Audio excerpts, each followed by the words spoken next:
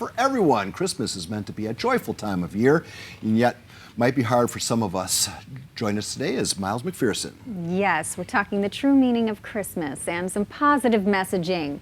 Good morning. Good morning. How y'all doing? Happy holidays. Super. Merry Christmas. Merry Christmas. You guys look beautiful as always. Well, you don't look beautiful, but you look. Doesn't he look rested from his European vacation? My excursion. Yeah, vacations aren't restful. No, but it's good to be home. It's good to be home. Good to be home. Good to be home. So Christmas, context. And we always have to put everything we experience in context. Context is that God made man, man sinned, and man messed up. He said, I got to send my Savior and my Son to be a Savior. So this is all about the Savior coming, God becoming man in Jesus. That's the good news, that he lived the life we should have lived, died the death we should have died, and 3 days rose from the dead, proving he was the Son of God. So Christmas is all about that salvation story, and we can't miss that, because it's not about the billions of dollars we're going to spend and the trees and the toys. All that's, that's a distraction. It's great and it's fun, but the real meaning is, are we going to take advantage of the opportunity to have a personal relationship with God? I remember when I was 19 years old, I was in a department store, and I was getting ready to go home with my girlfriend and do what to do. And these two hippies walked up to me and shared the gospel with me and told me Jesus loved me and died for my sin. And I remember asking Christ to be my Savior right there on the spot. And the room started moving, I started crying, and my life changed. And so that's really what Christmas is all about. And the commercial side of it distracts us from that. And so I pray that people can slow down and really reflect on that. Go to church. There's going to be songs about Jesus and a Savior being born, but let's listen to what those words really are, because that's the message.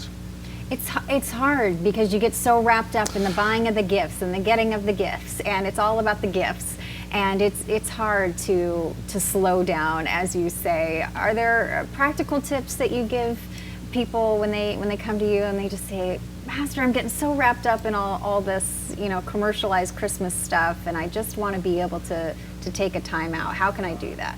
Yeah, everybody's different, because everybody's going to have different pressures. Some people are just trying to find a meal, right? Yeah. And then some people are going to have 40 people over their house, and they got to make food and do all that, and that is draining, and it is what it is. I would encourage people, maybe before people come over, or don't wait till after, because you'll be drained. Before people come over, or even Christmas Eve, take some time to sit quietly and contemplate the Lord, his love for you. Watch a sermon. If you don't know about the gospel story and the gospel, watch a sermon, and which sounds kind of odd to people, but go online and watch a sermon and think about your relationship with God. Just spend time quiet by yourself.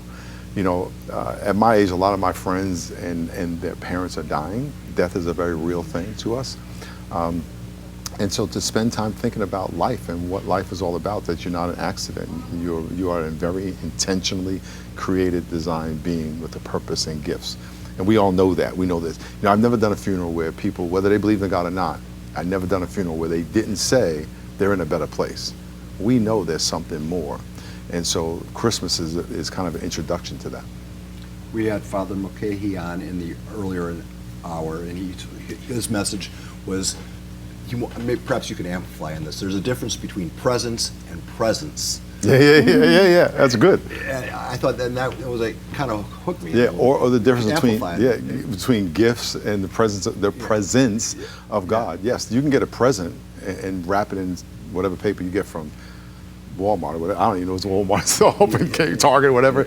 You throw it in the trash, and you throw it in the trash. You may play with that toy or wear that dress a couple times, and it's over. But the gift that God has given us, the present that we have, the gift of salvation, is forever. We can't even fathom 20 years. This is forever. And that is very, very different. We can, and I'm going to talk about this at our Christmas Eve services here in San Diego, in all our campuses, that you can either be the inn that rejected the Savior, or you could be the manger that received the Savior. And so everybody's one of those two people. And we have to, I would encourage people to be the inn.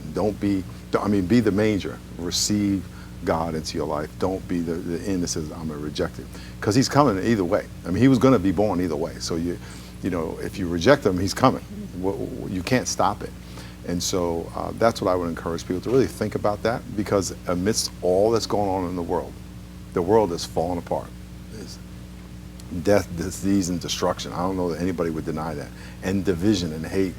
And God is the same yesterday. And Christmas is like we get a break. Well, you could have that break every day if you allow Christ into your life and allow him to have his presence guide and direct you and fill your heart with his peace and clarity about all this. All this is going to burn up and fall apart. It's all meaningless in the end. It's our relationship with God. What we get to look forward to. So two services on Christmas Eve. Well, at our Point Loma campus, people should go to our website because we have 5 campuses. They have, and they all don't have 2. But if you go to sdrock.com/Christmas, and it'll tell you where the services are and what time they are. And we're going to have apple cider and chocolate, hot chocolate, and all that kind of stuff. And candlelight. We're going to light the candle. Let's put it in, see the light of the world go through the sanctuary. It's always special. Bring your kids. And I got a really short sermon because, when the kids are in the room, the kids run the room. Their attention span is like, "Where's Santa?" That's all they're looking for. How much of your family gets together? Do you have? Yeah, we're going to get together Christmas Day.